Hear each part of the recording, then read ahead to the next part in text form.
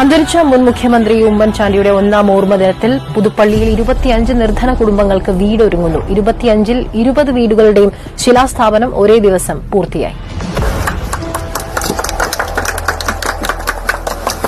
വാകത്താനം മുതൽ പാമ്പാടി വരെ പുതുപ്പള്ളി നിയോജകമണ്ഡലത്തിലെ 8 പഞ്ചായത്തുകളിലുമായാണ് 25 ഉമ്മൻചാണ്ടി വീടുകൾ ഒരുങ്ങുന്നത്.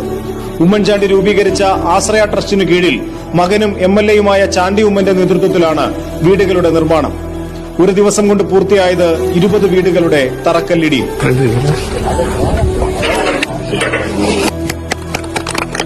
വീടുകൾ എന്ന് പറഞ്ഞൊരു വലിയ ചെലവുള്ളൊരു പരിപാടിയാണ്. അപ്പൊ ഇതിന്റെ ഒരു പണം എങ്ങനെയാണ് കണ്ടെത്തുന്നത്?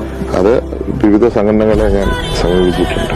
അപ്പൊ അവര് വഴി പിന്തുണയും ഇൻഡിവിജ്വൽസിൽ നിന്നുള്ള പിന്തുണയാണ് ഞാൻ പ്രതീക്ഷിക്കുന്നത്.